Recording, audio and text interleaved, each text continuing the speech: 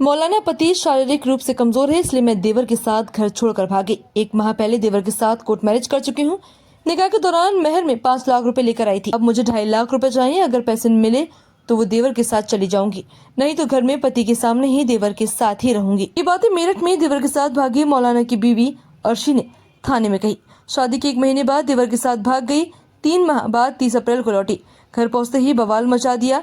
मौलाना ने पुलिस बुला ली। पुलिस दोनों को थाने ले गई, जहां करीब 3 घंटे तक समझौता हुआ। इसके बाद मौलाना ने कहा कि मुझे पत्नी से ज्यादा जरूरी दाढ़ी है। मैं पत्नी को 3 तलाक देता हूं। महर के 2.5 लाख रुपए अपने हिस्से का मकान बेचकर दे दूंगा। काली गेट थाना क्षेत्र के उज्जवल गार्डन कॉलोनी निवासी मौलाना शाकिर का निकाह 4 माह पहले इंचौली की अर्शी के साथ हुआ। दुल्हन को शौहर की दाढ़ी पसंद नहीं आई, इसलिए वह देवर के साथ भाग गई। पति ने रिश्तेदारी और कई जगह पत्नी और 3 महीने तक तलाशा, लेकिन कोई खबर नहीं मिली। इसके बाद उसने पुलिस में शिकायत की। शाकिर ने बताया कि मैं दाढ़ी रखता हूं, अर्शी से पसंद नहीं करती। निकाह की रात से ही लगातार दाढ़ी कटवाने का दबाव बनाने लगी। मुझे खुद को छूने तक नहीं दिया। कहने लगी कि तुम दाढ़ी रखते हो, मैं तुम्हारे साथ नहीं रह सकती। जब मैंने कहा कि दाढ़ी से दिक्कत थी तो निकाह से पहले बताना था। अब शादी हो चुकी है तो क्या करूं? इस पर वे कहने लगी कि मुझे तलाक दे दो। पत्नी कहती थी कि अपने घर वालों के दबाव में आकर शादी की है, मेरे साथ रहना है तो दाढ़ी हटानी हो पड़ेगी।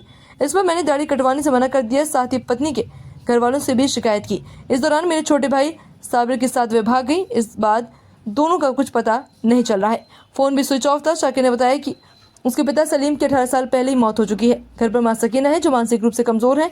उनके अलावा घर पर मेरा छोटा भाई साबिर भी रहता था। मैं सुबह ही काम पर चला जाता हूँ। ऐसे में 3 लोग घर में अकेले रहते हैं। भाई साबिर पार्ट्स बनाने का काम करता है। दिन भर मेरी गैर मौजूदगी में पत्नी के साथ भाई से गहरे संबंध हो गए। इसके बाद दोनों घर से भाग गए।